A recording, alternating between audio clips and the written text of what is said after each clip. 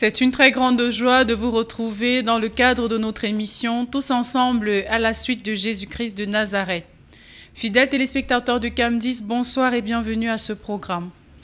Comme vous le savez déjà, tous les derniers dimanches du mois, vous avez droit à une émission spéciale dans laquelle vous aurez non seulement des enseignements, mais un long moment d'intercession. Et pour cela, sur le plateau, nous sommes en compagnie du meilleur pianiste de la sous-région, Gomez. Bonsoir Gomez. Bonsoir. Nous sommes également en compagnie de celui-là qu'on ne présente plus, qui honore toujours à ce rendez-vous tous les dimanches, le meilleur exorciste, le Père Landry. Bonsoir mon Père. Bonsoir Eunice Thiogo. C'est moi qui vous remercie pour votre invitation renouvelée. Dans le cadre de cette émission, vous l'avez dit, nous sommes tous ensemble à la suite de notre Maître et Sauveur, Jésus-Christ de Nazareth. Comme tous les dimanches, l'émission spéciale débute toujours avec un temps d'enseignement, un temps d'enrichissement. Et ce dimanche, le Père va nous entretenir justement sur un thème particulier que nous vivons tous dans nos familles, dans nos communautés, dans nos pays et dans nos régions. Ce dimanche, nous allons donc écouter l'extrait du livre du Lévitique au chapitre 18, du verset 6 au verset 24. Après avoir écouté cette lecture audio, on se retrouve juste après pour l'enseignement du jour.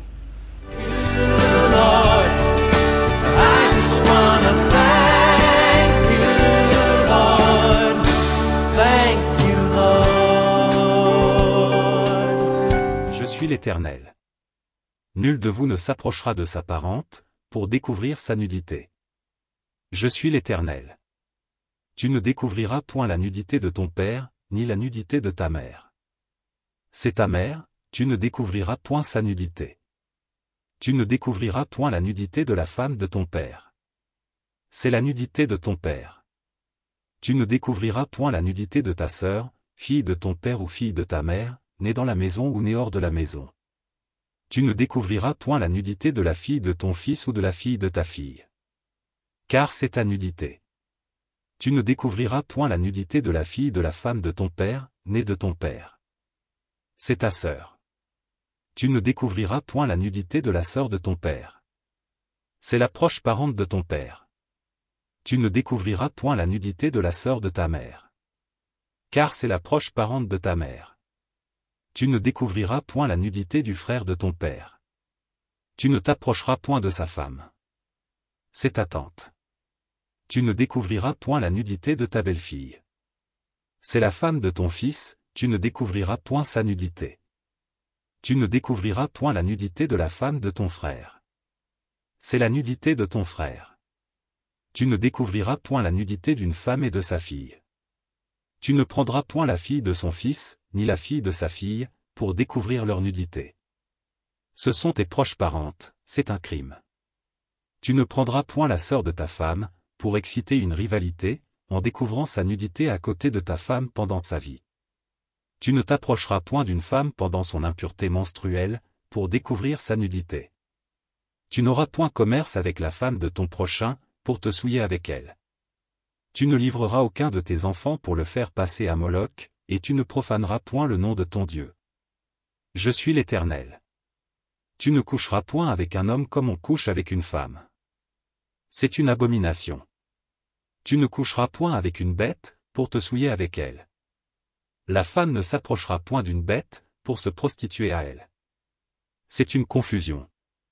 Ne vous souillez par aucune de ces choses, car c'est par toutes ces choses que se sont souillées les nations que je vais chasser devant vous. Le pays en a été souillé, je punirai son iniquité, et le pays vomira ses habitants. Vous observerez donc mes lois et mes ordonnances, et vous ne commettrez aucune de ces abominations, ni l'indigène, ni l'étranger qui séjourne au milieu de vous.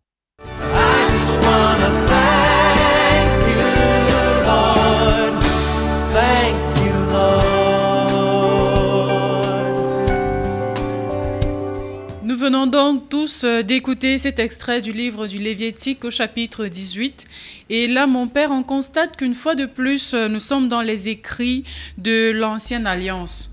Et ce dimanche, le thème qui fait l'objet de notre étude, c'est la loi de la sainteté. Pourquoi le choix de ce thème et des textes de l'Ancienne Alliance?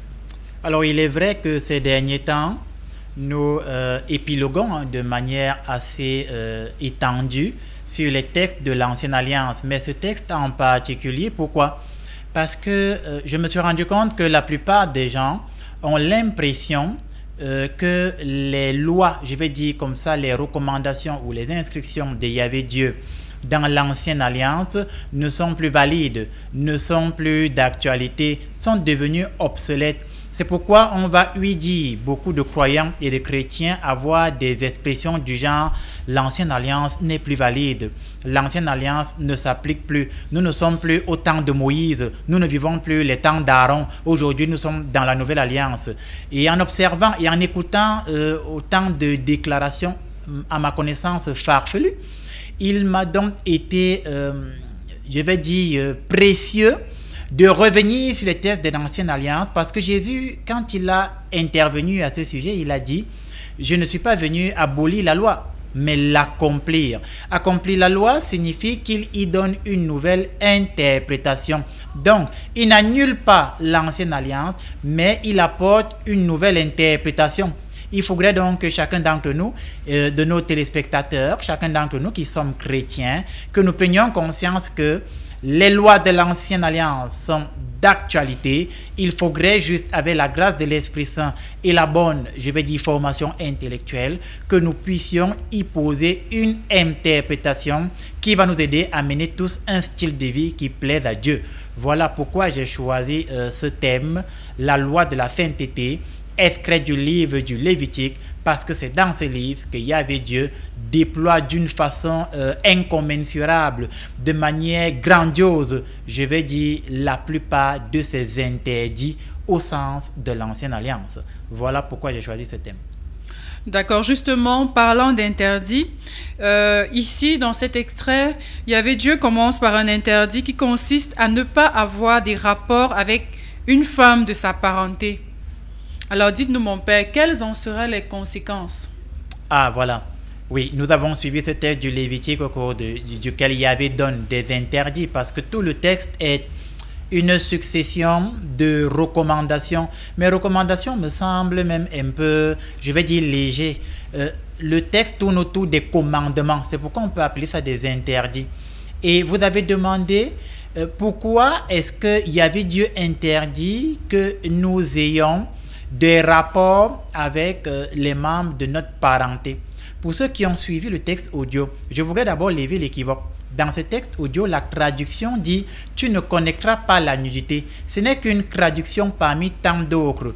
Et dans d'autres traductions, on dit « Tu ne connaîtras pas ». Dans d'autres encore, on dit « Tu n'auras pas de rapport ». Je voudrais déjà que les uns et les autres de nos téléspectateurs qui nous écoutent de par le monde entier prennent conscience que dans cette interprétation ou dans cette traduction audio que nous avons suivie, ici, ne pas voir la nudité signifie, je vais dire de façon plus ancienne, avoir un rapport intime ou sexuel avec un membre de sa parenté. Donc, pour répondre à votre question, Yahvé Dieu interdit formellement qu'un être humain, un croyant, un de ses enfants, ait une relation sexuelle intime avec un membre de sa parenté. Pourquoi? Parce que lorsque Dieu crée l'homme et la femme, il les crée avec des règles. Et il établit des règles afin qu'il n'y ait pas comme un mélange qui va apporter la malédiction dans la vie des uns et des autres. Donc, il interdit que nous ayons des relations avec notre parenté parce que il n'est pas bon au sens de Yahvé Dieu qu'un fils, par exemple, ait des rapports avec sa tante.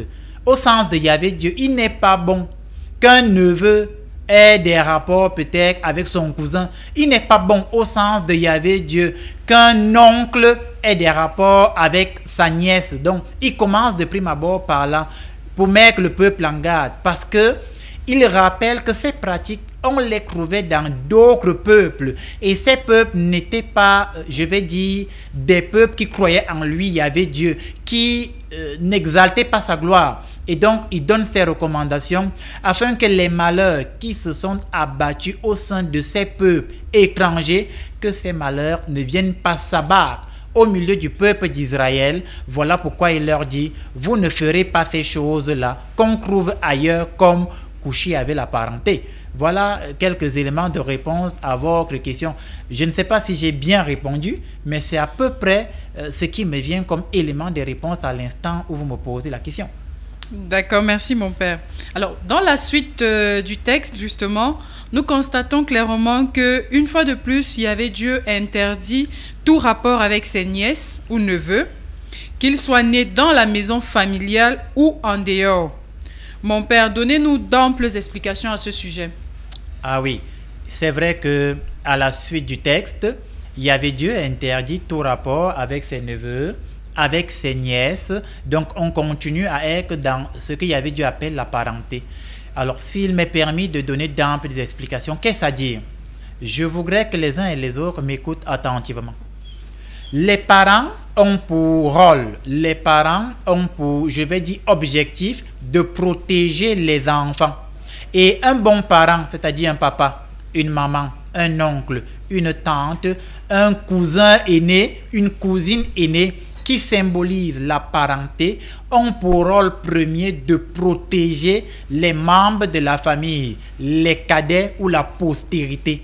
Donc à partir du moment où je suis un parent, et que je ne protège plus la postérité, c'est-à-dire les enfants, à partir de ce moment, je ne joue plus le rôle protecteur que Yahvé m'a donné. Parce que, en tant que parent, je suis là pour protéger. Pourquoi? Parce que le parent est une figure symbolique de Yahvé Dieu lui-même qui protège le peuple dans son entièreté. Et c'est pourquoi le peuple est sous la protection divine tant qu'il obéit aux lois de Yahvé Dieu. Le parent, donc, doit protéger l'enfant. Voilà pourquoi Yahvé Dieu demande à ce que les parents n'aient pas de rapport intime avec leurs enfants. Pourquoi?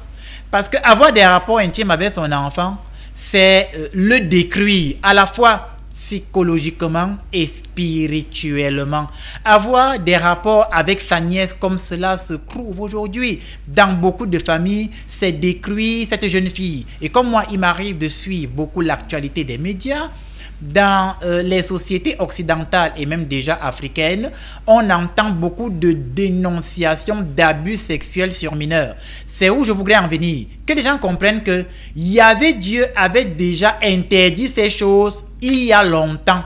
Et donc, ce ne sont pas des choses nouvelles. C'est à partir du moment où je ne respecte plus la loi divine que ce genre de choses survient dans les familles et dans le peuple.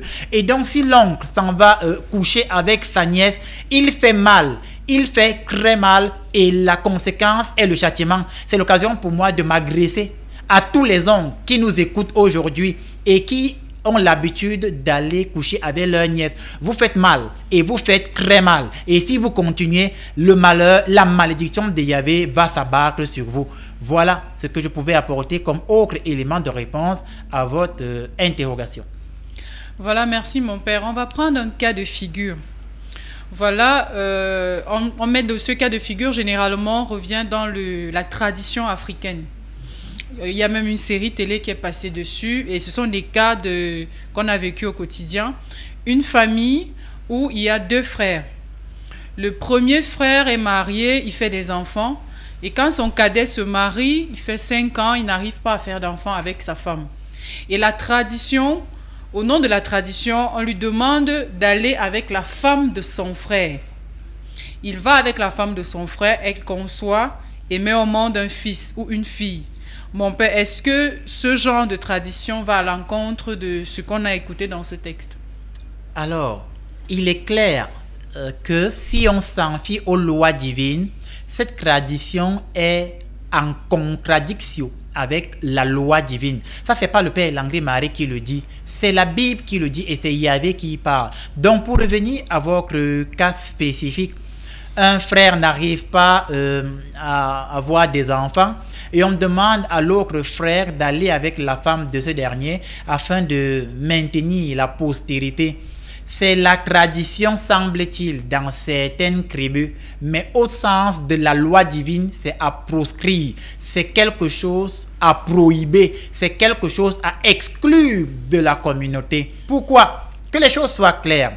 En tant que chrétien, je me pose la question.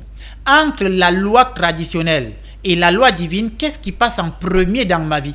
Et pour le chrétien, le croyant, la loi divine est prioritaire, prépondérante sur tout.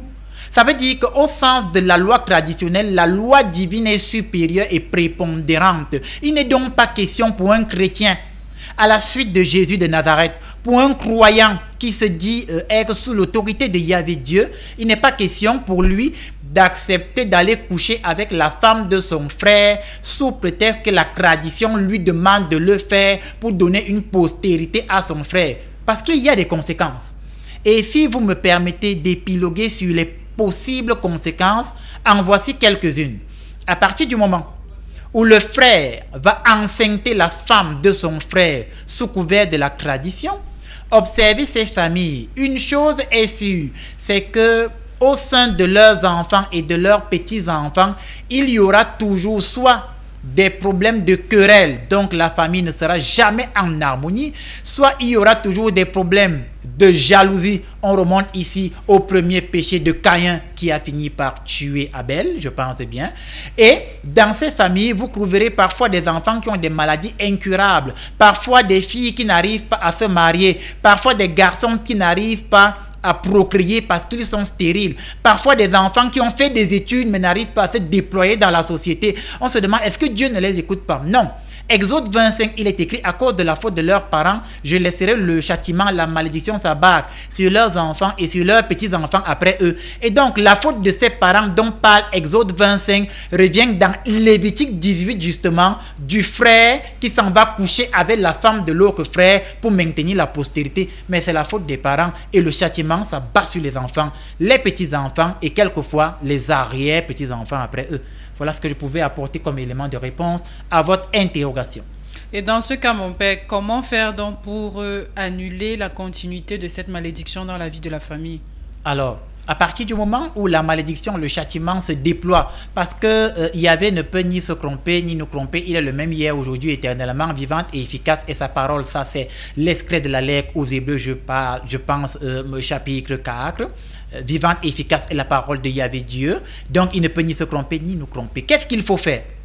À partir du moment où le châtiment commence à s'abattre dans une famille, parce qu'ils ont transgressé la loi divine, et une des lois divines, nous l'avons dit tout à l'heure, c'est le fait que la tradition demande à un frère d'aller coucher avec la femme de son frère pour qu'il y ait une postérité. À partir de ce moment, la malédiction se déploie de manière forte et de manière très accentuée.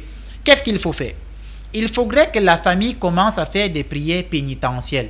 Des prières au cours desquelles ils vont reconnaître que nos parents, nos ancêtres, nos aïeux ont eu à transgresser la loi divine. Yahvé Dieu, nous te demandons pardon.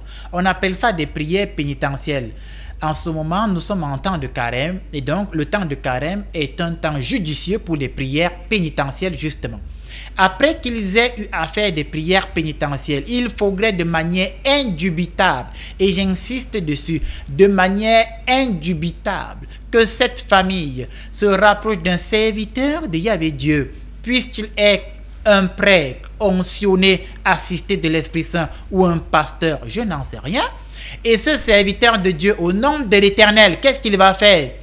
Il va donc intercéder pour la famille, mettant ses genoux au sol et demander au Seigneur de ne plus leur imputer ce péché et que les conséquences des péchés des parents n'atteignent plus les enfants, mais surtout le serviteur va prier avec eux afin de briser et de stopper le châtiment divin. Si cela n'est pas fait, la malédiction va continuer à se répandre de génération en génération, le châtiment divin va se répandre d'âge en âge et même les arrière et arrière petits-enfants vont naître dans une famille où le châtiment divin se déploie déjà sur eux et quelquefois une fille ne comprend pas pourquoi elle n'arrive pas à se marier. Quelquefois les sorciers n'ont rien à y voir. Quelquefois c'est juste que les parents, les grands-parents, les ancêtres, les aïeux n'ont pas respecté la loi divine et le châtiment se manifeste de façon claire et nette selon la parole de Dieu. C'est ce que je pouvais dire à ce sujet. Merci mon père pour ces explications. Alors nous allons revenir sur le texte. Alors dans la suite du texte, on a un mouvement du texte où le Seigneur est également formel sur le fait qu'il ne faudrait pas toucher une femme pendant ses règles. Mon Père, est-ce que cela est passible d'un châtiment divin? Si on s'en tient aux Saintes Écritures, et si on s'en tient une fois de plus à la parole de Yahvé Dieu, c'est clair que cela est passible d'un châtiment. Parce que dans cet extrait du livre du Lévitique, Yahvé Dieu est en train de donner au peuple des recommandations afin que le châtiment ne s'abatte pas sur eux. Donc, une femme a une période où elle est indisposée. On le sait, on l'a vu en science, c'est prouvé scientifiquement. Et pendant cette période où elle est indisposée, au sens de la Bible, cela peut s'étendre sur à peu près 7 jours pour ceux qui vont bien lire l'Ancienne Alliance.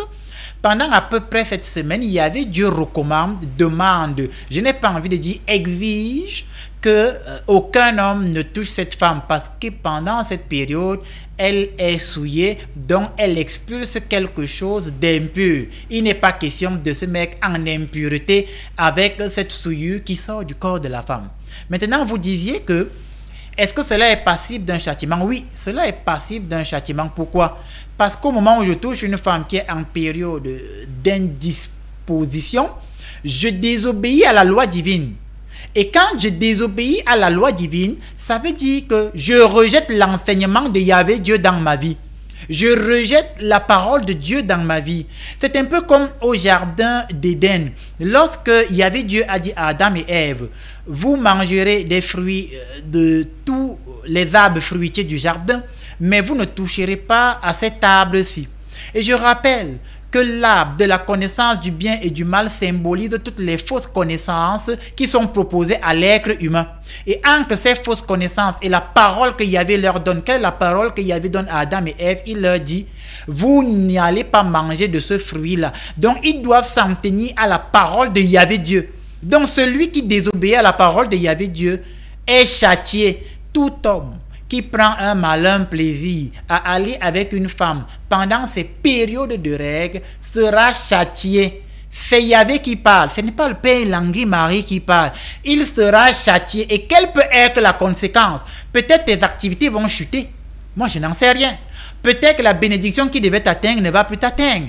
Peut-être qu'au moment où tu touches une femme qui est en période, je vais dire comme ça, de menstruation, peut-être qu'une porte qui devait s'ouvrir et permettre que tu aies des opportunités, peut-être cette porte va se fermer. C'est un châtiment dans ta vie. Et qui sait, peut-être si tu étais en préparation d'un futur mariage, peut-être ton mariage n'aura plus lieu. Parce que non seulement tu as trompé ta future épouse, tu as désobéi à la loi de Dieu. Donc tu es doublement malhonnête. Et forcément, le châtiment divin s'abat sur toi de manière incommensurable. Voilà ce qu'on pouvait apporter comme éclaircie pour nos téléspectateurs qui nous écoutent.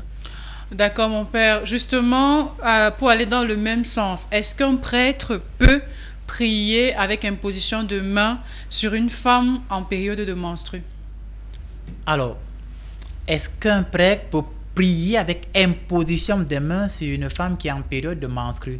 Moi, Père Langui-Marie, quand je scrute les Saintes Écritures, c'est-à-dire que je lis ma Bible qui a à peu près 73 livres, je ne me souviens pas, je peux me tromper parce que je n'ai pas la science infuse, que Yahvé Dieu est explicitement interdit qu'on impose les mains à une femme qui est en période de menstru. Voilà, je ne me souviens pas. Je veux dire par là que le prêtre peut bel et bien imposer les mains à une femme qui est en période de menstru. Maintenant, est-ce qu'une femme qui est dans une période d'indisposition peut-elle avoir accès à certains services de l'autel sacré? Je ne pense pas.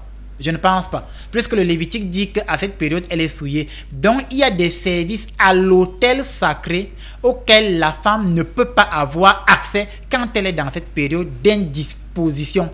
Mais si ce n'est qu'une imposition de main, il n'y a pas souci à ce niveau. Je pense qu'un serviteur de Dieu peut imposer les mains à une femme. C'est d'ailleurs pourquoi dans les églises anciennes, le catholicisme et l'orthodoxie, vous ne verrez pas véritablement de femmes prêtres, même si aujourd'hui on veut nous faire croire le contraire. Vous ne verrez pas de femmes prêtres. Pourquoi? Parce que justement, quand elle sera en période d'indisposition, qui va servir à l'autel sacré de Dieu? Puisqu'elle est en période de souillure totale, elle ne peut pas servir à l'autel sacré du Seigneur pendant cette période assez délicate. Maintenant, je ne suis pas en train de dire que les femmes sont des êtres souillés. Je voudrais éclaircir les choses. Je ne suis pas en train de dire que les femmes sont des êtres souillés. Je ne suis pas en train de dire que les femmes sont des êtres dont il faut s'éloigner. Je ne suis pas en train de dire que les femmes sont des êtres qu'il faut rejeter à tout bout du champ parce qu'elles sont en période de menstruation. C'est pas ce que je dis. Mais ce que je voudrais éclaircir, c'est que cette période est délicate, on peut prier sur elle, on peut lui imposer les mains, mais il y a des services particuliers sur l'autel sacré auxquels elle ne peut pas avoir accès. Voilà ce que je pouvais donner comme élément de réponse à votre question. Merci mon père. Justement, dans la Bible, il y a un extrait qui parle de la dame qui souffrait de menstrues toute une vie, quoi. Ouais. De la dame qui avait un écoulement sanguin et elle était souillée. Oui. Sauf qu'elle s'est rapprochée de Jésus Oui. et elle a touché son vêtement et elle a été guérie. A-t-elle souillé Jésus? Alors, avant de répondre à cette question, il faut qu'on entre bien dans le contexte. Elle était malade depuis à peu près 38 ans. On le dit dans les évangiles, je pense, de Matthieu ou de Luc. Et on dit que pendant ces 38 ans, il n'y a pas un moment où elle arrêtait d'avoir ses écoulements. Ça veut dire que elle n'avait pas une période de menstruation. Elle avait une maladie chronique mystique, ce qui nous amène à poser une différence entre une période de menstruation qui est un écoulement de mauvais sang et une pathologie. Là, c'était une pathologie chronique. Et face à cette pathologie chronique, elle a couru vers la seule personne, le seul être capable de stopper toute maladie, parce que les règles ne sont pas une maladie, non.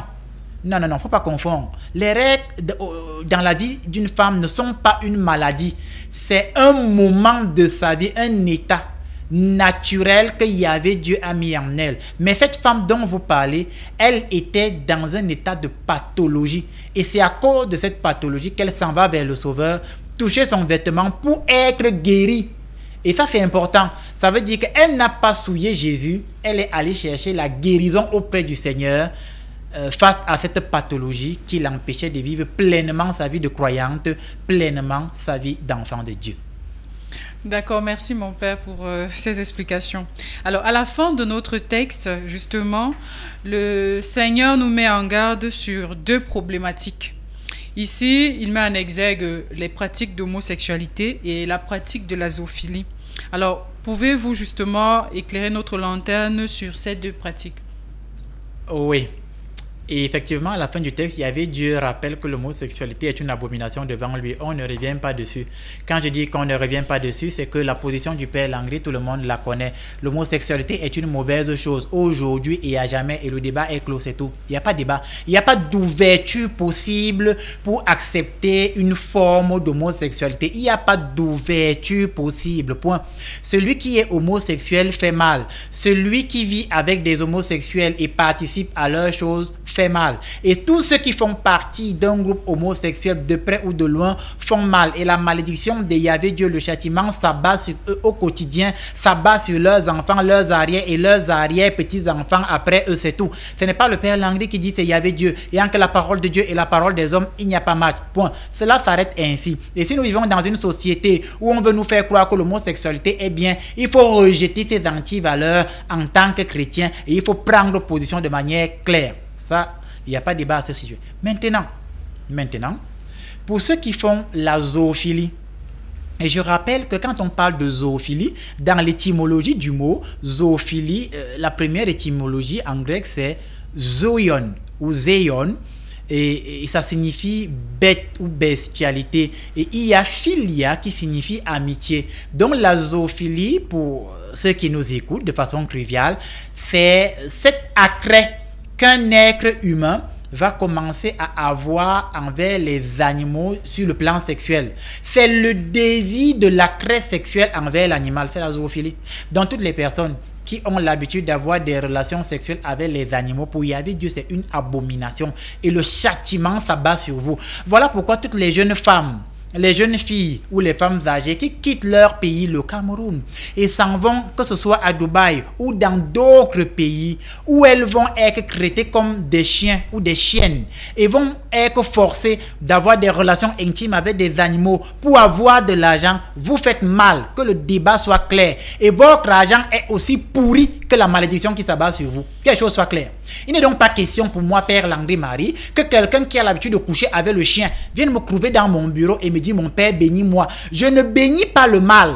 Et il n'y a pas moyen pour un prêtre de bénir le mal. Il est clair que nous devons rejeter le mal sous toutes ses formes et la zoophilie, on la rejette sous toutes ses formes parce qu'elle n'est pas bien, elle est contre nature et Yahvé Dieu l'a condamnée. Et donc s'il y a des jeunes qui nous écoutaient, qui avaient l'habitude de faire ces choses, éloignez-vous de ce milieu, allez demander pardon à Dieu et recommencez à mener une vraie vie chrétienne. Voilà pour les éclaircies à cette question.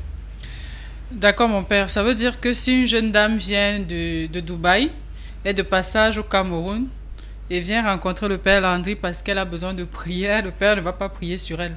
Alors, ça veut dire que si une jeune femme vient de Dubaï et qu'elle a l'habitude de pratiquer la zoophilie, ça veut dire que étant à Dubaï, elle couche avec le chien d'un propriétaire ou bien elle a l'habitude de coucher avec le puma ou le puma d'un propriétaire là-bas. Ou pire encore, elle a l'habitude de lécher les parties intimes d'un animal là-bas et on lui donne beaucoup d'argent.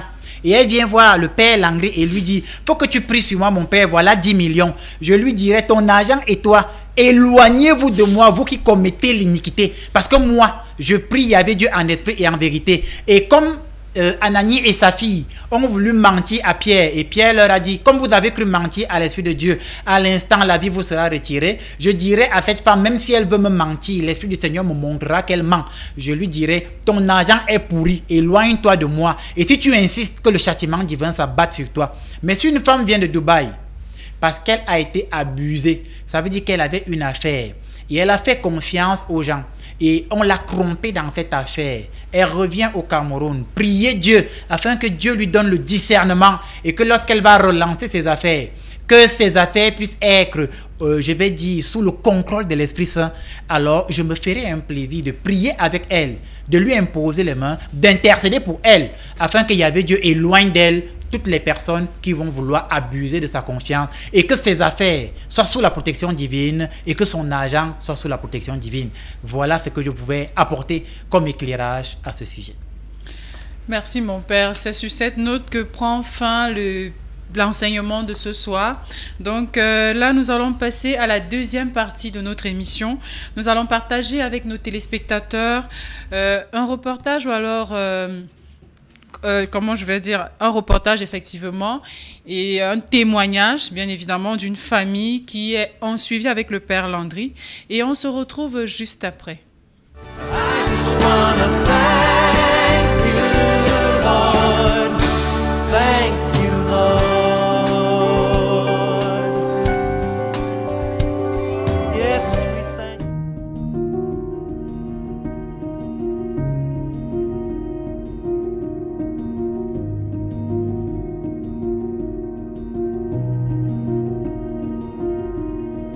Ce vendredi, 9 février 2024, nous avons rendez-vous au quartier Manguier à Yaoundé, chez une famille en suivi spirituel pour dire une messe.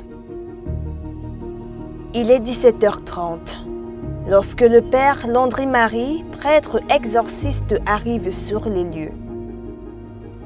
La simple présence du père exorciste suscite de la joie et une lueur d'espoir chez les habitants de la maison. Sans perdre de temps, le serviteur du Seigneur prépare l'autel sacré pour célébrer la divine liturgie.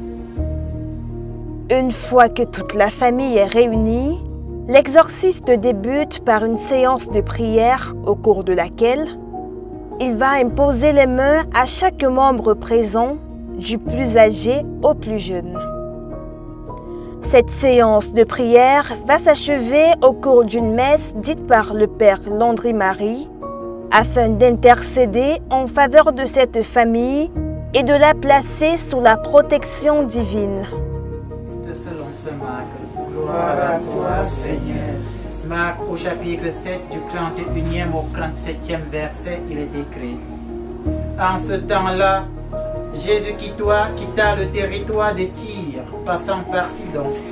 Il prit la direction de la mer de Galilée et alla en plein territoire de la Décapole. La prière étant achevée, la mère de la maison rend témoignage. En fait, j'avais suivi l'émission de Père Landry à la télé. Bon, lorsque j'ai eu un souci, mon fils qui était gravement malade, Je suis allée vers lui. Il a prié sur l'enfant. Et à présent, l'enfant va beaucoup mieux. Parce que nous étions déjà dans le désespoir. Aujourd'hui, je l'ai invité à venir dire une messe à la maison. Parce qu'il y avait d'autres problèmes en famille. Chose qu'il a fait. Et je rends grâce à Dieu. Je lui dis grandement merci pour ses œuvres qu'il fait. Et je demande au Seigneur de lui accorder beaucoup de grâce, beaucoup de soutien pour la lourde mission qu'il a à délivrer les âmes.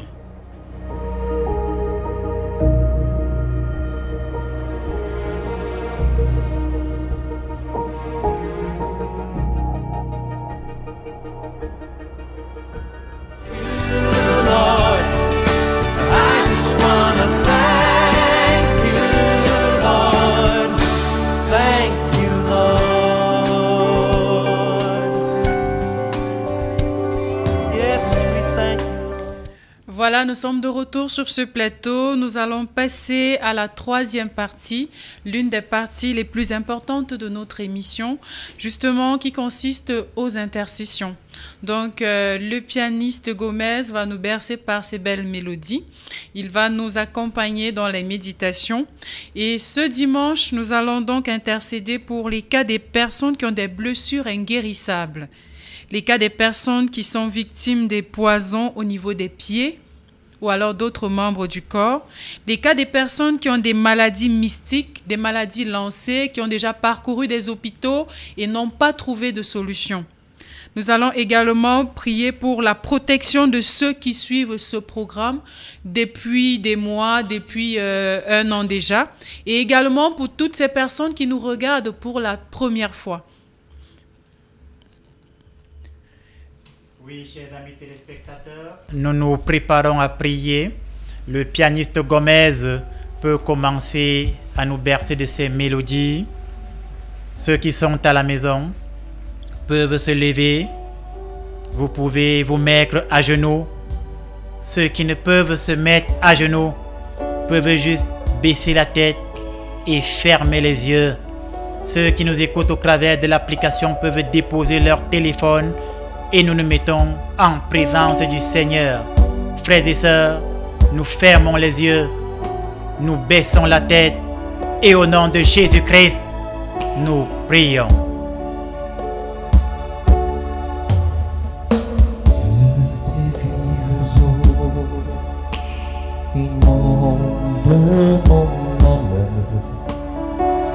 Que ton Saint-Esprit vienne et prenne le contrôle. Chaque situation qui trouble mes pensées, mes soucis, mes fardeaux, à tes pieds je dépose.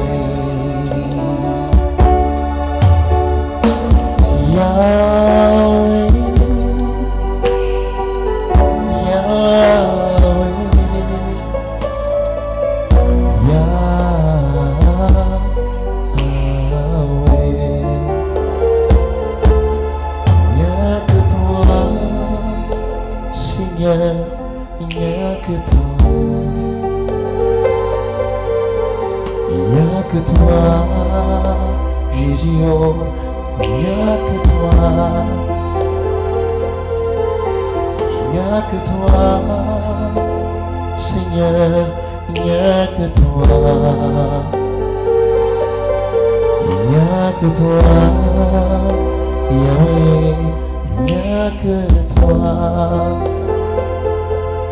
Les autres comptent sur les marabouts, moi je n'ai que toi. Les autres comptent sur leur argent, moi je n'ai que toi. Les autres comptent sur leur famille, moi je n'ai que toi.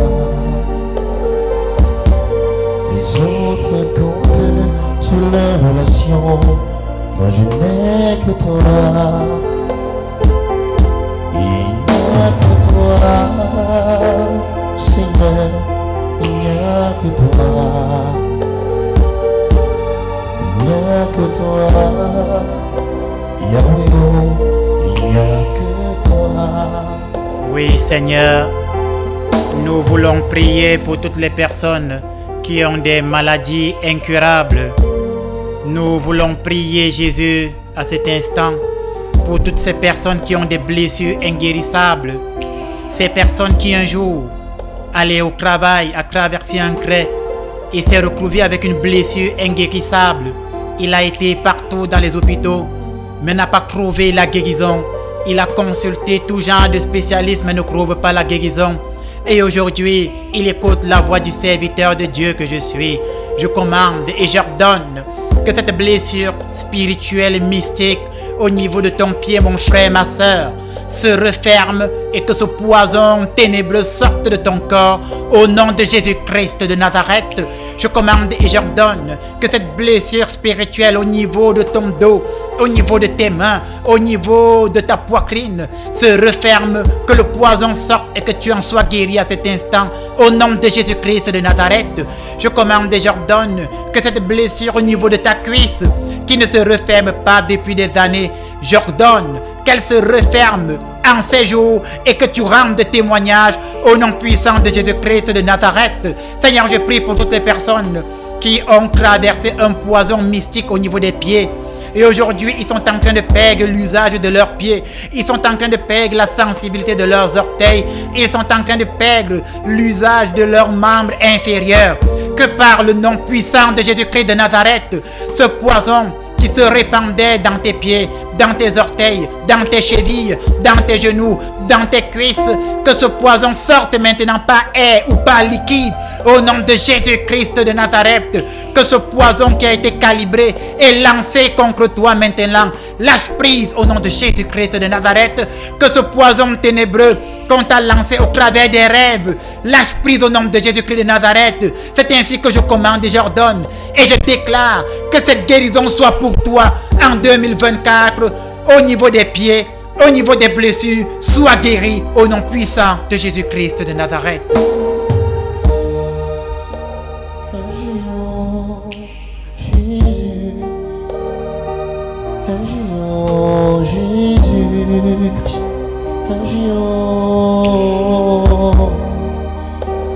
Jésus-Christ,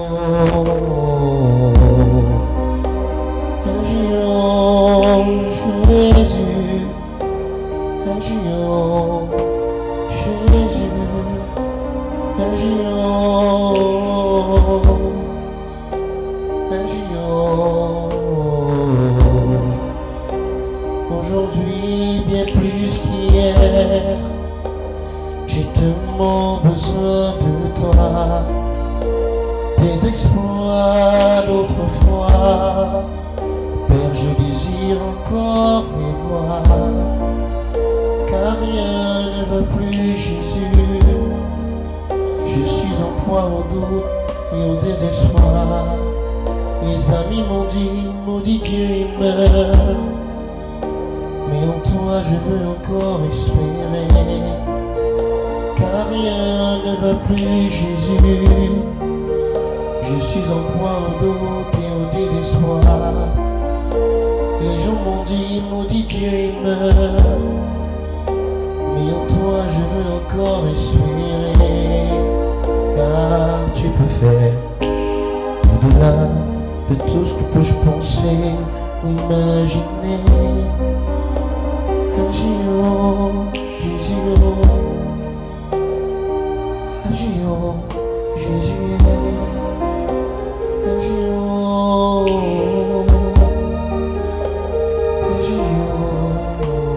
Oui, Jésus-Christ de Nazareth, agis. Agis actuellement pour toutes ces personnes qui ont des maladies qu'on leur a lancées, des maladies mystiques, des maladies chroniques, des douleurs au niveau des mains, des douleurs au niveau des pieds. Seigneur, je prie, contre toutes ces maladies mystiques qu'on a lancées contre ton peuple, ces maladies qui les maintiennent dans les douleurs, ces maladies qui les maintiennent dans le désespoir, ces maladies qui les maintiennent dans les dépenses naturelles, ces maladies qui les empêchent de se réaliser et d'accomplir, ces maladies qui les empêchent de trouver un emploi, ces maladies qui les immobilisent. Je commande et j'ordonne par le nom de Jésus-Christ et par la puissance de l'Esprit Saint que toute maladie mystique dans ton corps, dans ton âme, dans ta chair, mon frère, ma soeur, sorte et lâche prise au nom de Jésus-Christ de Nazareth. Je te commande, à toi esprit impur et succube, à toi esprit ténébreux qui apporte la maladie dans le corps des chrétiens qui regardent ce programme, je te commande, sors de ce corps au nom de Jésus-Christ de Nazareth, sors de leur vie au nom de Jésus-Christ de Nazareth. Je commande et j'ordonne que tout esprit succube, tout esprit malsain, tout esprit errant, tout esprit ténébreux qui apporte des douleurs dans la poitrine, qui apporte des douleurs au niveau du dos, qui apporte des douleurs au niveau de la tête, des douleurs chroniques dont on arrive à trouver le traitement médical, que cet esprit succube, que cet esprit impur lâche prise et que vos douleurs au niveau du dos soient guéries au nom de Jésus-Christ de Nazareth. Je commande et j'ordonne que toute maladie lancée, même dans le bas monde astral, même dans le monde ténébreux, que cette maladie lancée lâche prise et que votre guérison en ce mois soit totale, en ce temps de carême soit totale, au nom puissant de Jésus-Christ de Nazareth. Je commande et j'ordonne que ceux qui ne pouvaient plus marcher à cause d'une conséquence d'une maladie retrouvent la mobilité de leurs pieds, recommencent à marcher au nom de Jésus-Christ de Nazareth. Je commande et j'ordonne que ceux qui étaient alités sur les lits, au niveau des hôpitaux, au niveau de la maison, dans leur chambre, qu'à cet instant ils se lèvent et marchent au nom de Jésus-Christ de Nazareth. Je commande et j'ordonne que toute maladie qu'on a lancée, même au niveau de la gorge, lâche prise et que tu sois guéri, mon frère, ma soeur, au nom puissant de Jésus-Christ de Nazareth. Je prie également pour toutes les personnes qui ont regardé et qui regardent ce programme. Que la protection de Dieu soit sur vous, sur votre maison, sur vos enfants. Que toutes les personnes qui regardent ce programme soient protégées de tout accident, de tout incident, de toute attaque maléfique, de toute attaque ténébreuse. Au nom de Jésus-Christ de Nazareth, je prie pour tous nos téléspectateurs qui sont fidèles à nos émissions. Qu'à cet instant même, le démon, le diable, Satan perde autorité sur vous et qu'il n'ait aucune autorité sur vos enfants. Au nom de Jésus-Christ de Nazareth, je prie également pour toutes les personnes qui ont des activités commerciales, que votre commerce soit béni au nom du Père et du Fils et du Saint-Esprit. Tout cela, c'est à toi Jésus que nous le demandons. Toi Jésus notre ami, toi Jésus notre frère, toi Jésus Dieu, aujourd'hui et à jamais.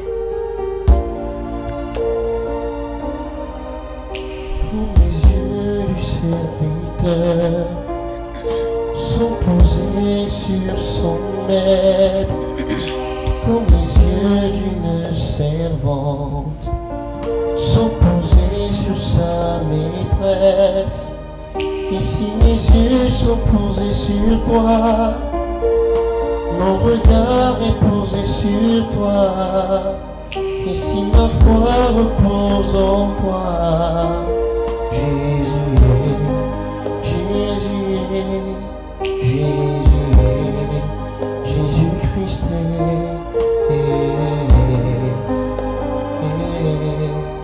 J'ai mis ma confiance en toi, Jésus est. J'ai mis ma confiance en toi, Jésus est, Jésus est. J'ai mis ma confiance en toi, Jésus est. J'ai mis ma confiance en toi, Jésus est, Jésus est.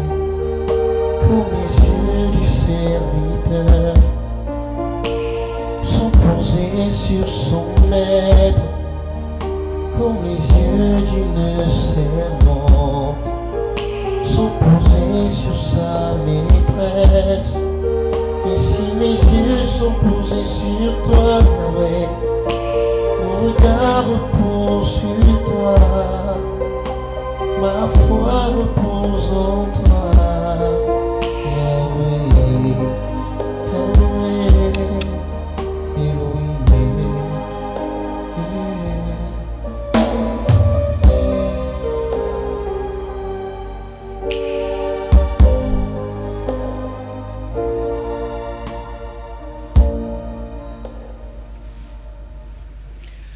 Chers amis, nous sommes arrivés au terme de notre émission. Je vous rappelle que cette émission est diffusée tous les dimanches lorsqu'il est 18h, rediffusée le mercredi à 23h et le dimanche matin à 8h. Si vous souhaitez entrer en contact avec le ministère du Père Landry, il suffit d'écrire ou d'appeler au numéro qui s'affiche à l'écran. Et vous pouvez également suivre le Père Landry dans les réseaux sociaux, sur sa chaîne YouTube, en tapant sur la barre de recherche Père Landry Marie. Comme je viens de vous l'annoncer, nous sommes arrivés au terme de l'émission. Nous allons prendre rendez-vous pour dimanche prochain lorsqu'il sera 18h. D'ici là, portez-vous bien et soyez bénis.